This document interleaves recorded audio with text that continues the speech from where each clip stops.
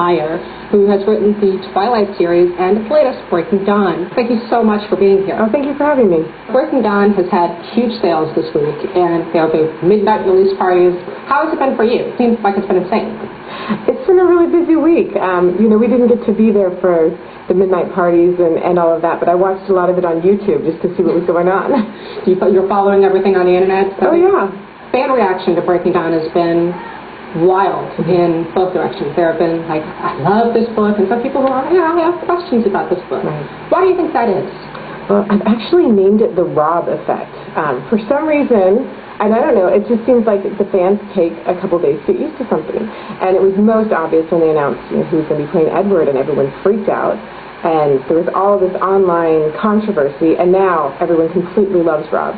So I knew that it was going to be an interesting ride for a lot of people. They had their idea of what was going to happen, and if the book didn't match up, they were going to have a problem with that. And of course, the book wasn't going to match up to what everyone imagined. So I was expecting it, and I'm hoping that after they have a chance to kind of think about the ending that I wrote, it'll grow on them. So how do you feel about some of the more unkind comments about the book?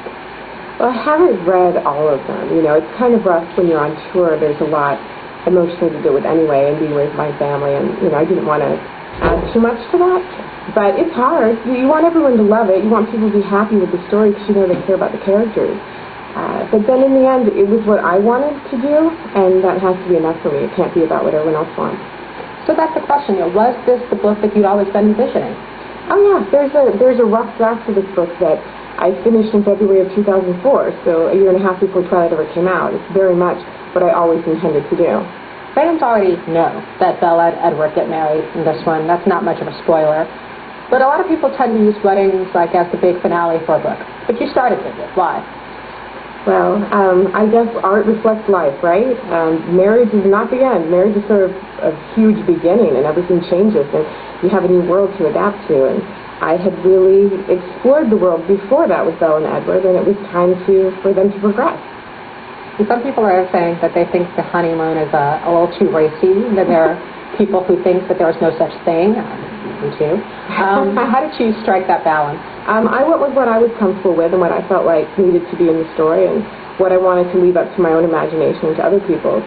It's true, though. I get it from both sides. I get the questions of, why did you stop here? And others, why did you go this far? So obviously there's no right place. It's just where I was comfortable. And is there a real-life sort of inspiration for Isle Esme? No, just total wishfulness.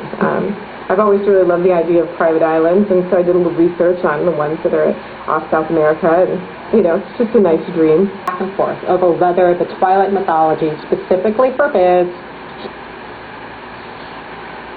human and vampire procreation. Can you clear it up for us? Well, I can say I didn't say a lot of the things that I was supposedly to have said.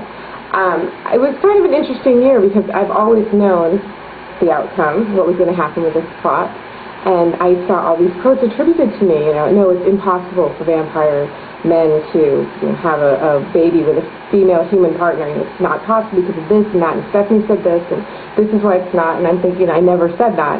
I was very careful always to evade that question by focusing on the other half with female vampires and their inability to change enough to allow for a birth or a pregnancy. And that was all I ever said. So it was interesting to see all these other things I supposedly said and how sure people were that this was the final word on the subject, knowing all along exactly what's going to happen. So you were purposely evasive and sneaky. Oh, yeah. You don't want to ruin the story. You don't want to set people up for a disappointment, but at the same time, you don't want to give away too much. So I was always very careful. So does it upset you that people were sort of putting words in your mouth and saying, well, this can't be possible? And it was a little frustrating knowing what was coming, to see that and knowing that people were going to say, but Stephenie said that couldn't happen. When I didn't, but I couldn't very well go in and clear it up and say, no, it is possible because, it's a giveaway. A fact? Yeah.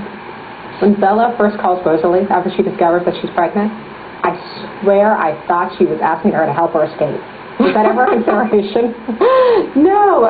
Originally, in the original rough draft I wrote so long ago, the narration was entirely from Bella's perspective. So I didn't really ever think of that being an interpretation there, because it went immediately into what Bella was asking her for. Bella's pregnancy It was really intense, really scary. Were you ever at your computer thinking, oh great, naughty teenage girls, never going to want to have kids? I didn't think about that until I was in the editing phase. I'm a huge wuss, and I don't read scary stuff. So I don't consider myself capable of writing things that are really scary or gruesome. It's like if I can write it, it must be really easy to handle. And so then diamonds of blood coming out. Right, but it didn't bother me. And then my agent and my editor get, and they're like, you need to tone this down a little. This is really, really violent. I'm like, really? And the editor's like, this really scared you. I got all excited. I scared somebody. Was there anything else where you wanted to put it in and your editor was like, I'm not sure about that, or something they wanted you to add that you weren't comfortable with? Not really. I mean, there's always a lot of cutting because I go overboard. And I think I probably cut maybe 20,000 words off of this one by the time we were done. What does that translate to in pages? Oh, I have no idea. I'm guessing, 50? I could be totally off. So this could have been an 800-pound gorilla. Oh, yeah. Oh, yeah. My books are always too big. So I know that going in, and it's always hard. But they're not cutting generally. I really think the birth scene is the only time I've cut things because, and I really didn't cut very much. There were just a few things that I made a little easier, but I think this is the only time anyone's ever asked me to cut because they felt like the content was too much. It's always just, do we need this scene? Well, talk to me about the decision then. I mean, because it seems like it could easily have also been 2 books. Why make it just 1? I would have felt really horrible about ending this book right at the end of the book 2 section, which is sort of the halfway point, with another cliffhanger. And then my readers are stuck for another year not knowing what happens, another year of speculation and pressure and anticipation, and then they have to buy another book. It was really about the fans for me. They've waited long enough. I wanted to get them the whole story so that they could be in a place where, a spot to rest, where they could say, okay, this is a good place to stop, and I wanted that for them.